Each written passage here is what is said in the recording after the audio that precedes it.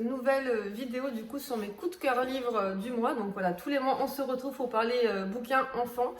Voilà, tout simplement parce que c'est un plaisir pour moi de partager les supports avec lesquels je travaille ou avec lesquels je vis tout simplement à la maison pour mes enfants. Donc on va commencer par ces 3 petits livres. Donc je commence toujours par un petit Gaston. Je pense que vous avez compris, c'est un rituel pour moi de commencer avec Gaston. Donc c'est Gaston, je boude. Donc voilà, dans la famille on a des petits boudeurs à l'intérieur. Donc mon petit dernier qui adore bouder. Je pense qu'il tient un petit peu de moi. Bon, moi la sophrologie m'a appris à moins vivre ce sentiment. Mais lui c'est quelque chose qui vit très mal. Et j'ai cherché un bouquin pour pouvoir l'accompagner. Et quand j'ai vu qu'elle avait enfin sorti Je boude, je l'ai de suite acheté. J'ai pas cherché à comprendre, je l'ai vraiment pris. Et je suis très contente du coup de l'avoir à la maison. Donc pareil, comme d'habitude, vous avez tout le déroulé de avant l'histoire, de quand qui boude. Vous avez du coup l'exercice de sophrologie et le après de l'histoire, comment il vit du coup le moment présent sans ce sentiment présent dans son quotidien. Donc vraiment, c'est quelque chose que je vous recommande fortement d'avoir chez vous si vous aussi vous avez des petits boudeurs qui ont du mal à gérer tout ce qui est frustration, émotion de la peur, de la colère. Je vous invite tout simplement à lire ce livre à vos enfants. Vous avez aussi Je suis content, la météo des humeurs. Donc voilà, ça c'est un livre que j'utilise beaucoup au cabinet pour les enfants que j'ai de 2, 3, 4, 5 ans parce que les garçons sont beaucoup plus complexes pour eux, je trouve sincèrement. Donc je cherchais des livres beaucoup plus simples et beaucoup plus visuels et attractifs.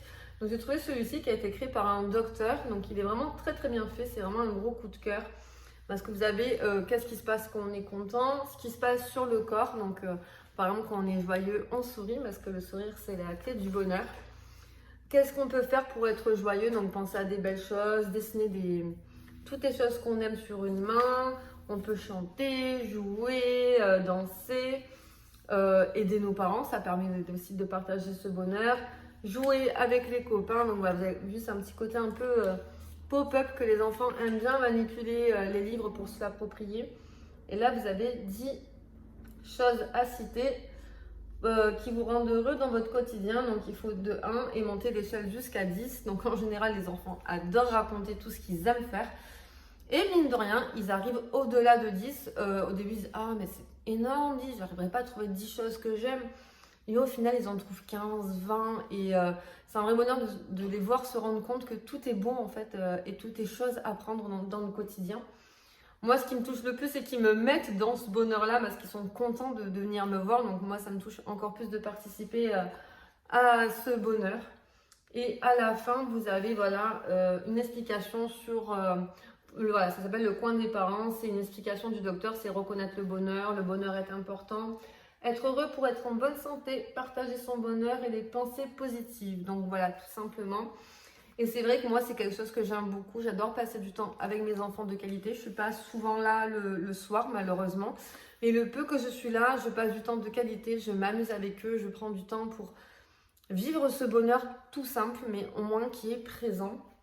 Et je trouve qu'elle explique très bien justement ce ressenti.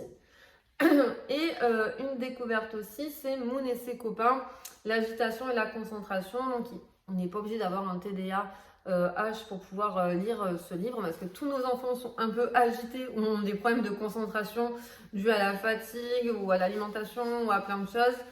Donc ce qui fait que du coup c'est un petit livre qui peut vous aider. Donc il est illustré de 2 histoires. Donc la première c'est sur l'agitation. Donc vous avez l'explication de ce que c'est l'agitation pour les parents. Vous avez la petite histoire de Moon qui fait qu'elle est toute agitée, qu'elle est toute faux-folle. Vous avez un petit exercice que vos enfants peuvent mettre en place pour pouvoir calmer cette agitation-là, pour pouvoir vraiment redescendre et s'apaiser. Et après, on part sur la concentration. Donc pareil, un explicatif, l'histoire qui fait que du coup, Moon a réussi à être bien attentive pour fabriquer cette petite niche à oiseaux qu'elle a le plaisir d'accrocher du coup sur la branche.